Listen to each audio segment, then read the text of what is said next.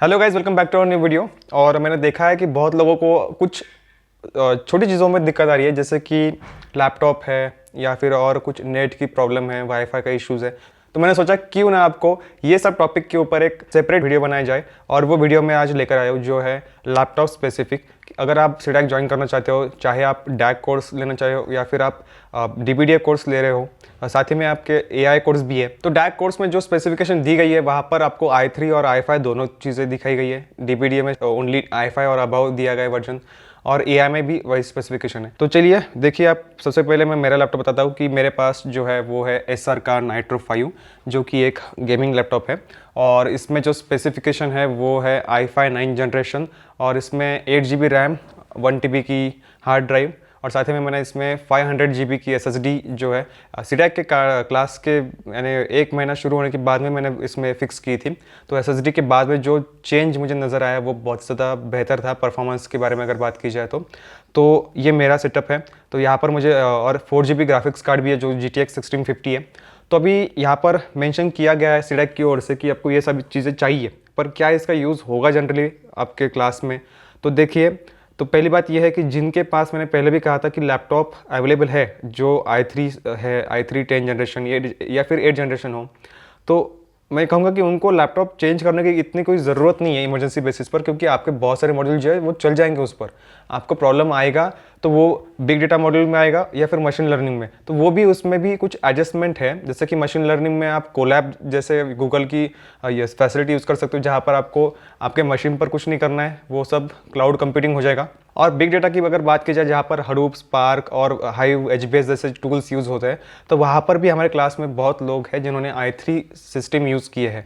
तो एक बात कहूँगा मैं उनसे कि अगर इसी पर्पज़ की वजह से अगर आप चेंज कर रहे हो लैपटॉप या फिर आपको परचेस करना है ना, तो आप चेंज मत कीजिए, क्योंकि बहुत लोगों ने हमारे इसमें रन किया है और उनको इतना प्रॉब्लम नहीं हुआ है। मैंने क्वेश्चन देखा है कि जैसे कि कुछ लोग पूछ रहे कि यार i9 चलेगा, तो मैंने यार हद कर दी लोगों ने कि i9 तो अभी इतना top of the line processor है, अगर वो भी नहीं चलेगा तो फिर तो उसके आगे क्या ही बचा है।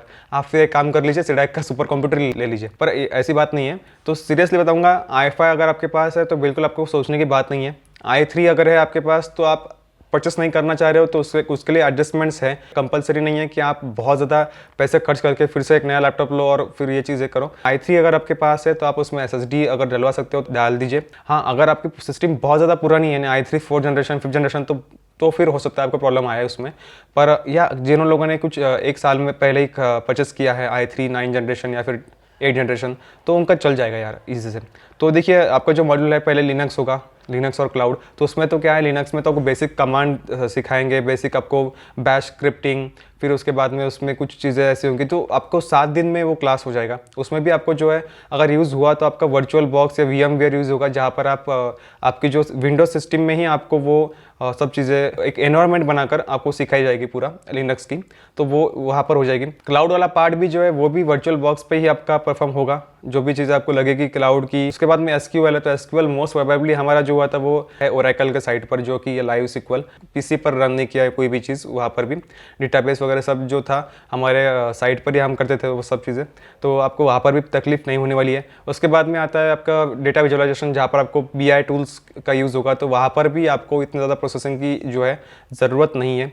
फिर आता है आपका कुछ पाइथन और जावा, तो उसमें तो आपको बहुत सिंपल सी चीज़ है। आपको एक तो इक्लिप्स लगेगा जावा के लिए, मोस्ट प्रोबेबली वो प्रेफर करते हैं, या फिर अगर पाइथन की बात की जाए तो आपको वहाँ पर स्पाइडर है या फिर पाइचाम है या फिर कोई सी भी आईडी, तो आपको उसमें भी कोई जो है ना प्रॉब्लम नहीं आने वाला प्रोसेसिंग के लिए।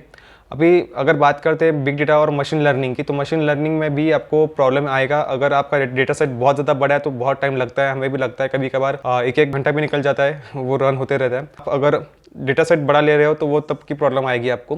पर अगर आप वो भी नहीं करना चाह रहे हो तो आप वो सब चीज़ें भी आप क्लाउड पर रन कर सकते हो।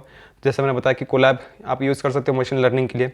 और साथ ही में बिग डेटा की अगर कुछ बात की जाए तो बिग डेटा में इतना प्रॉब्लम नहीं आता है। आपकी SSD अगर है और प्रोसेसर भी ठीक ठाक है i3, तो आपका उसमें भी आपका निकल जाएगा काम। तो आखिर में यही कहूँगा कि जो लोग भी मैंने देखा है कि बहुत व्हाट्सअप ग्रुप्स पे, टेलीग्राम ग्रुप्स पे पूछ रहे हैं कि यार i5 है, i7 है, चलेगा या नहीं चलेगा, Ryzen 5 है, Ryzen 7 है, चलेगा नहीं चलेगा, वो तो ऑफकोर्स चलेगा। i5, Ryzen 5, i7, Ryzen 7, i9, तो ये सब चीज़ें आपकी चलने वाली है, उसमें कोई प्रॉब्लम नहीं है। अगर i3 भी है तो उसमें भी चल रहा है, तो आप उसका टेंशन मत लीजिए, लैपटॉप के बारे में इतना सोचिए मत। सिर्फ दो चीज़ें ध्यान में रखिए कि i3 अगर है आपके पास तो आप प्रोबेबली उसको SSD में स्विच कर सकते हो तो कर लीजिए, या फिर i5 भी आपके पास तो SSD होना इंपॉर्टेंट है, जो आपका स्पीड बढ़ेगा ना आपके लैपटॉप का तो वो बहुत ज़्यादा अच्छा होगा। और मैंने महसूस किया कि इतनी अच्छी कॉन्फ़िगरेशन होकर भी मुझे पहले जो मिल रहा था स्पीड वो बहुत बेकार था। जब मैंने इसको स्विच किया SSD में तो बहुत ज़्यादा डिफरेंस आया है मेरे इसमें प्रोसेसिंग में। तो आप ये सब चीज़ें ध्यान में रखिए और ज़्यादा इसमें दिमाग मत लगाइए। आप जाइए, आपको जो है ना 1 महीने के बाद पता चल जाएगा कि कितना आपको प्रॉब्लम आता है और कितना नहीं, तो आप उसके हिसाब से भी आप परचेस कर सकते हो। कुछ लोग तो मैंने देखा है कि अभी परचेस करने निकल गए। मेरे को भी कुछ लोगों ने पूछा है कि यार मैं लैपटॉप ले लूँ या नहीं ले लूँ, तो मैंने कहा है उनको आप अभी जो यूज़ कर रहे हो वहाँ पर यूज़ करो, वहाँ पर भी आपका हो जाएगा मोस्ट ऑफ द केस। अगर नहीं हुआ तो 1-1.5 महीने के बाद आपको खुद समझ में आएगा कि आपको करना क्या है, आपको नया लैपटॉप लेना है या नहीं लेना है। तो आप पहले क्लास कीजिए, उसके बाद में ये सब चीज़ों को ध्यान में रखिए। और हमारे इसमें तो कुछ लोगों ने पेंटियम पर भी कुछ समय के लिए रन किया था, यानी कुछ चीज़ें जो थी ना, ऑफकोर्स ये नहीं कहूँगा कि उन्होंने पूरे हार्ड कोर प्रोग्रामिंग ट्राई किए थे, पर कुछ क्लासेस उन्होंने पेंटियम पर भी किए हैं। तो आप समझ सकते हो सिर्फ प्रॉब्लम आपको आएगा बिग डेटा और मशीन लर्निंग में, तो उसके भी कुछ एडजस्टमेंट है, वो भी हो सकता है।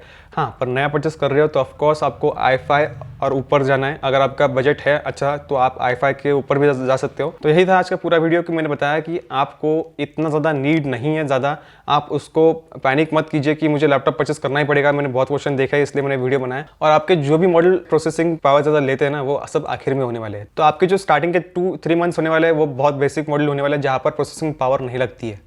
जो मॉडल आपके हाई इंटेंसिव प्रोसेसिंग पावर लेते हैं, बिग डेटा और मशीन लर्निंग, वो आपके लास्ट में होंगे।